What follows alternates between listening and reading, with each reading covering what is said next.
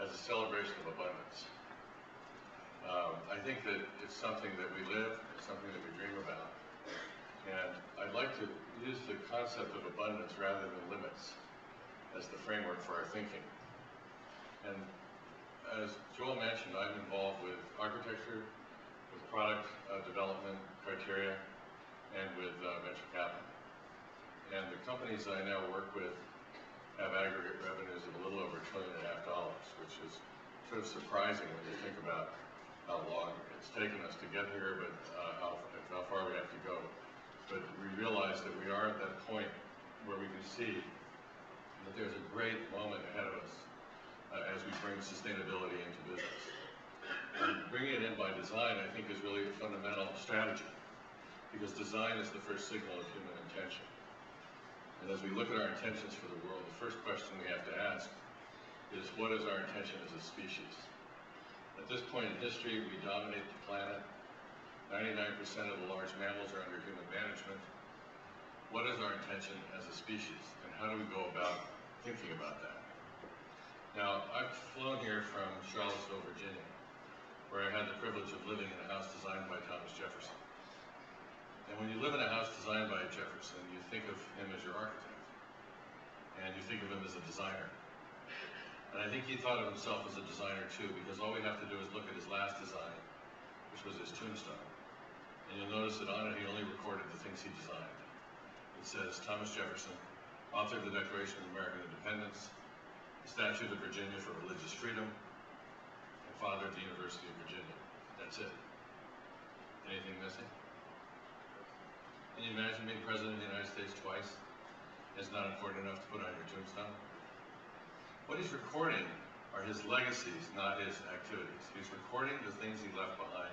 He's recording his designs, the things he designed that had intentions. And when we look at the Declaration of Independence, the design that he did at the age of 33 in 16 days, we realize that his intention was to call for life, liberty, and the pursuit of happiness, free from remote tyranny.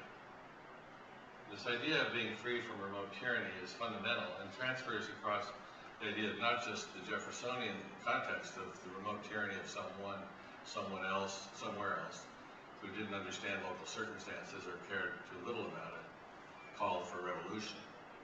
But the idea of intergenerational remote tyranny was not unfamiliar to him as well, because when trying to determine the term of a federal bond, he wrote to James Madison that the earth belongs to the living.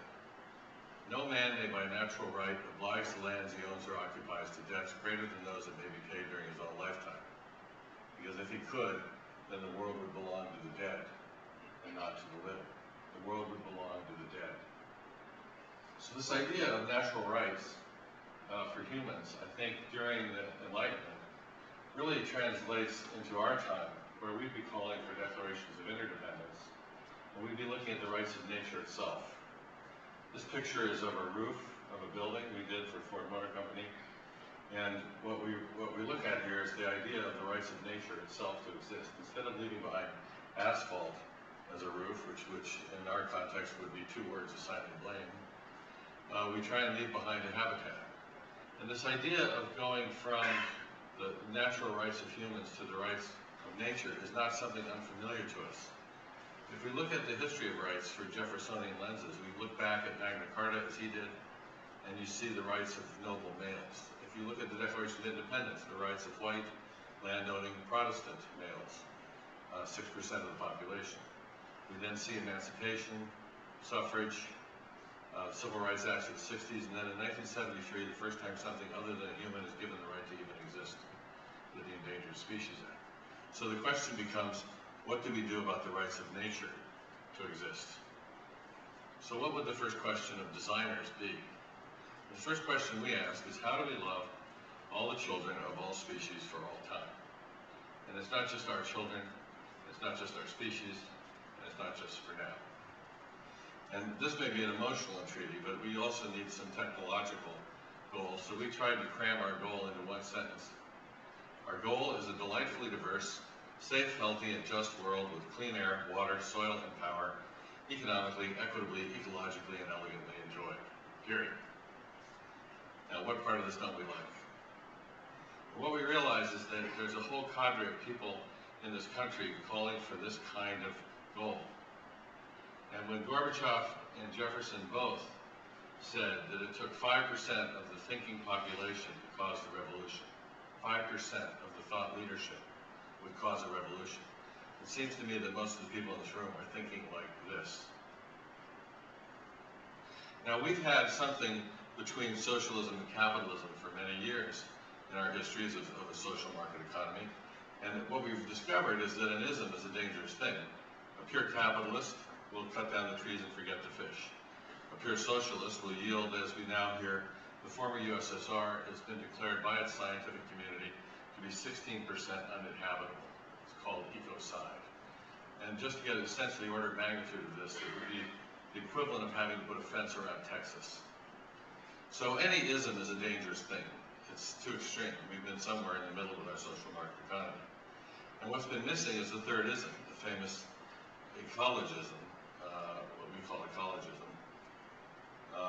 which would be just as dangerous as an ism if it was being practiced by everyone, because it would be too extreme and not take in the social dimension or the economic dimension. And so what has evolved for sustainability thinkers is the famous triad of sustainable development, ecology, equity, and economy.